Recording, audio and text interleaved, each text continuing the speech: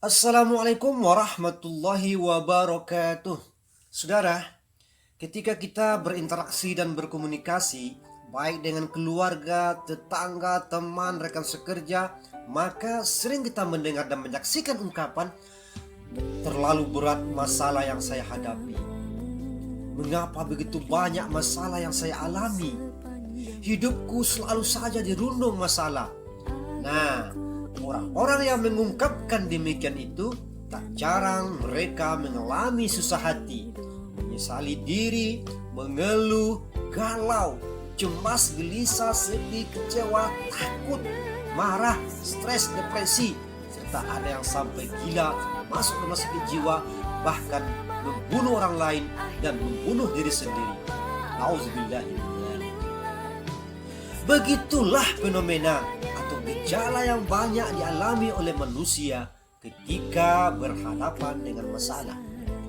Lalu kita akan bertanya, sebenarnya apa itu masalah? Di antara pendapat orang ada yang mengatakan bahwa masalah itu adalah sesuatu keadaan yang belum sesuai dengan apa yang diharapkan. Atau masalah adalah sesuatu yang harus diselesaikan agar tidak menjadi beban, berdampak buruk, serta bernilai negatif. Ada juga yang mengartikan masalah adalah adanya kesenjangan antara das solen yang seharusnya dengan das sein, dengan yang terjadi.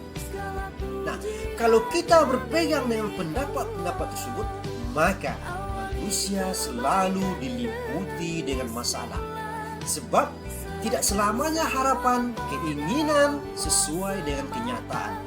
Apalagi keinginan manusia itu ibaratnya seperti meminum air di saat dahaga, yang semakin diminum akan semakin membuat kita haus. Jadi, masalah itu tidaklah menjadi masalah.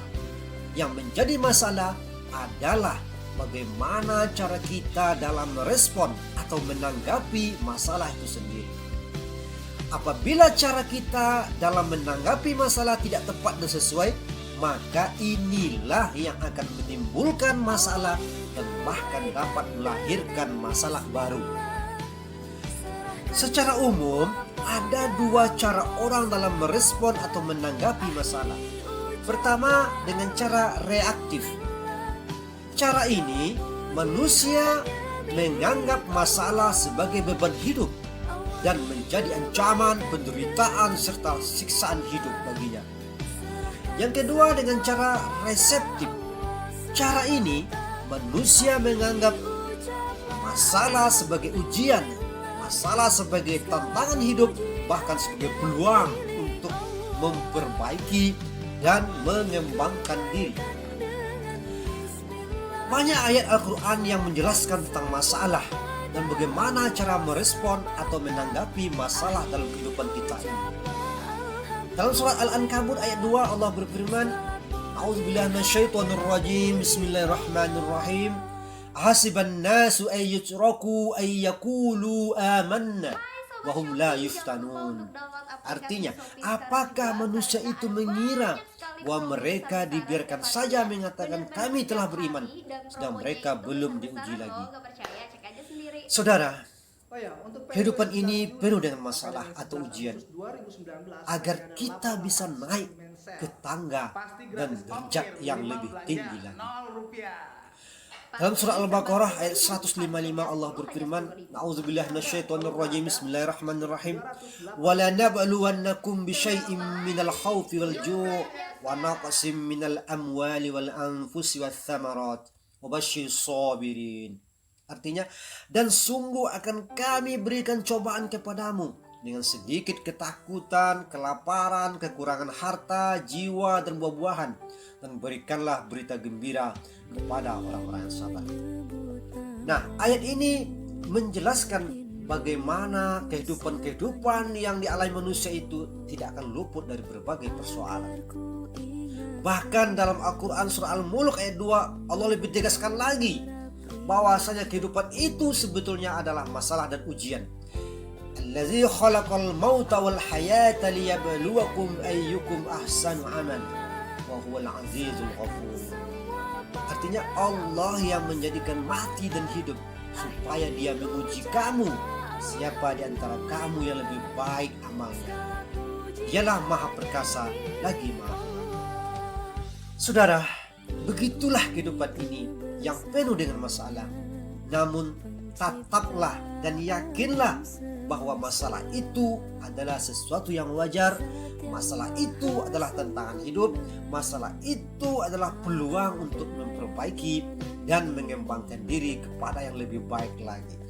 Sikap inilah yang harus dimiliki dan diamalkan agar hidup penuh kedewasaan, kematangan, dan optimis, serta selalu merasa dekat kepada Allah Subhanahu wa Ta'ala. Lalu apa yang harus kita lakukan? Nah, saudara, bergantunglah, berlindunglah, berharaplah, mengadulah, curhatlah, mintalah pertolongan hanya kepada Allah Subhanahu wa Ta'ala.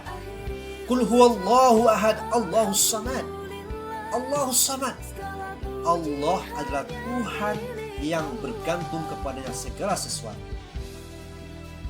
Iyyaka na'budu wa iyyaka nasta'in. Hanya kepada Engkaulah kami menyembah dan hanya kepada Engkaulah kami mohon pertolongan. Nah, wa ila rabbika farghab.